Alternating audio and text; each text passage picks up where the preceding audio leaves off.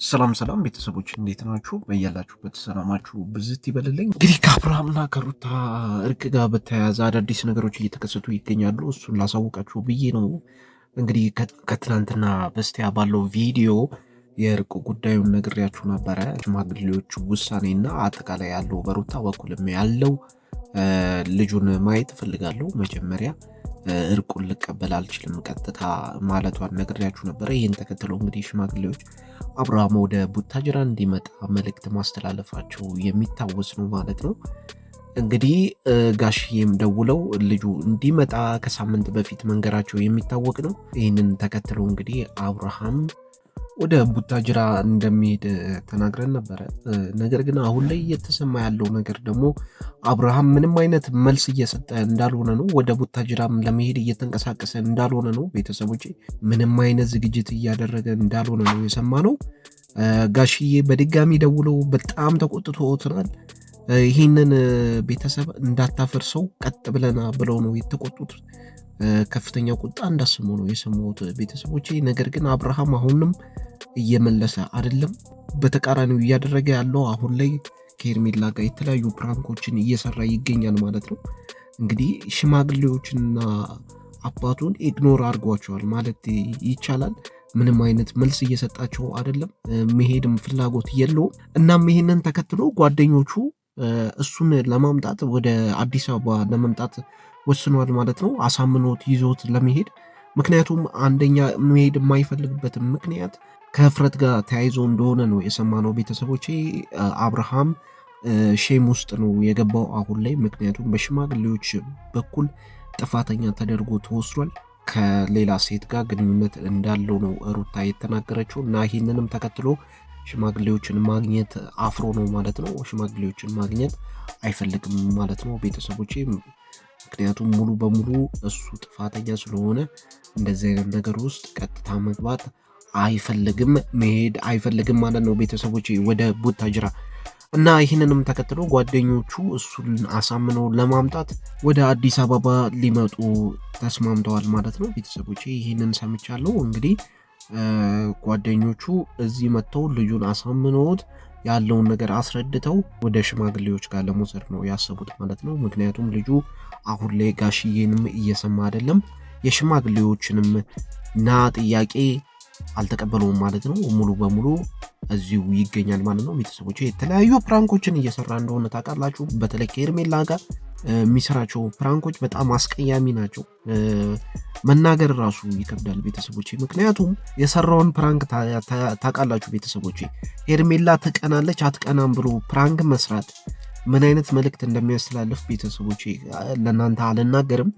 እንግዲህ ፊሊንግ አላት የላትም፣ የፍቅር ስሜት አላት፣ ትቀናለች አትቀናም የሚለውን ጥያቄ ማወቅ ፈልጎ ነው ወይስ እያወቀ ነው ከእሷ ጋር እየቀጠለ ያለው የሚለውን አጠያይቄ ያደርገዋል ማለት ነው። ምክንያቱም ይፈልገዋል ከሄርሜላ ጋር ያለውን ግንኙነት በእንደዚህ አይነት መልኩ እሷ የፍቅር ስሜት እንዳላት እያወቀ መቀጠሉን መርጧል ማለት ነው። በዚህ በኩል ደግሞ ሩታን እንታረቅ ብሎ ሄዶ ሲያለቃቅስ ታያላችሁ። በጣም እያስመሰለ ይገኛል በዚህ በኩል ደግሞ ከሄርሜላ ጋር ያለውን ግንኙነት እያወቀ የፍቅር ስሜት እንደሆነ እያወቀ ተመችቶት ገፍቶበታል ማለት ነው።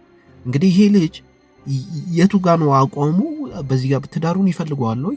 ከፈለገ ለምን የፍቅር ስሜት እንዳላት ካወቀ ለምንድን ነው በጊዜ የማይረቃት? ካልፈለገው ደግሞ ለምንድን ነው በግልጽ ተናግሮ በዚህ ጋር መለያየት የማይፈልገው? ለምንድን ነው እንታረቅ ብሎ ሩታን የሚጠይቃት? ደጋግሞ ሄዶ ለምንድን ነው የሚያለቃቅስባት?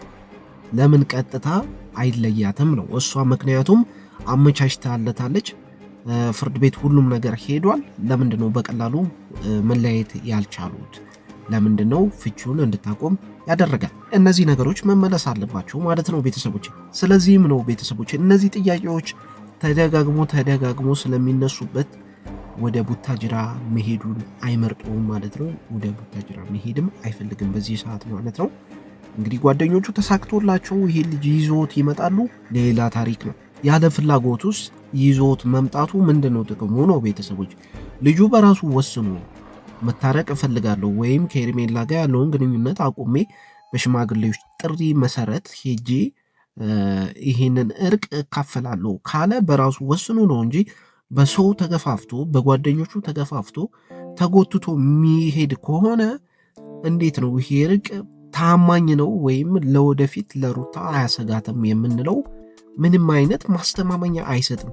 ልጁ እርቁን ከፈለገው በራሱ ነው፣ በሽማግሌዎች ጥሪ መሰረት በራሱ ነው ሄዶ ይቅርታ መጠየቅ ካለበት ያሉትን ነገሮችም ፊት ለፊት መጋፈጥ ያለበት በራሱ ወስኖ ነው እንጂ በጓደኞቹ ተጎትቶ በአባቱ ተጨቅጭቆ ተቆጥቶ በሽማግሌዎች ቁጣ የሚመጣ ከሆነ እንዴት ይሆናል?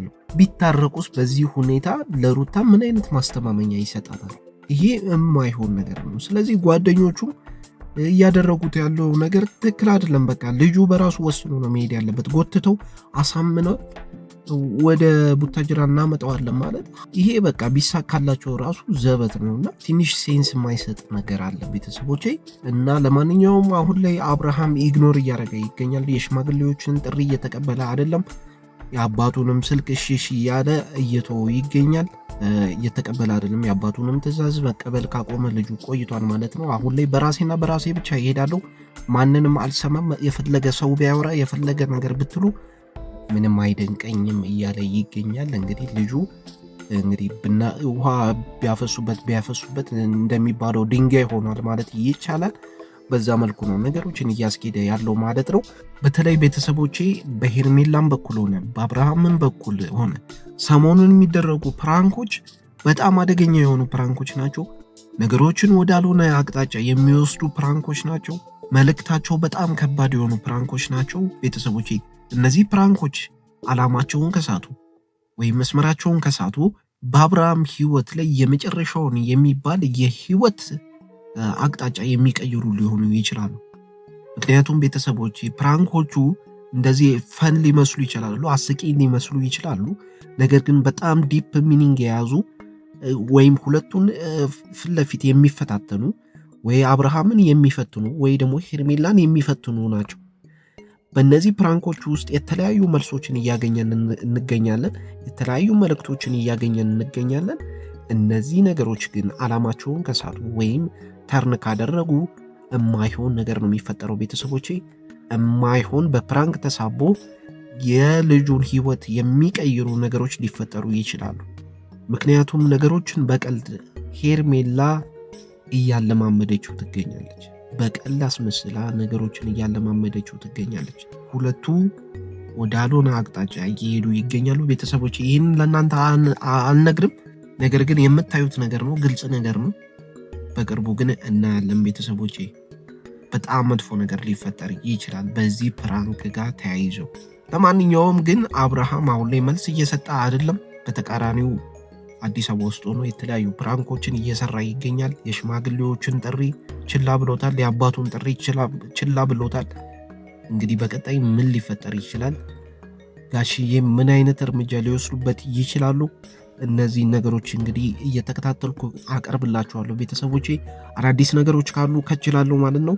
እናንተ ላይክ፣ ሰብስክራይብ፣ ሼር በማድረግ እንግዲህ ይህን ቻናል ሰፖርት አድርጉ ቤተሰቦቼ። ከኔ ጋር ሁኑ። አመሰግናለሁ ለምታደርጉልኝ ሰፖርት፣ በጣም አመሰግናለሁ ቤተሰቦቼ። ሰላም ሁኑልኝ።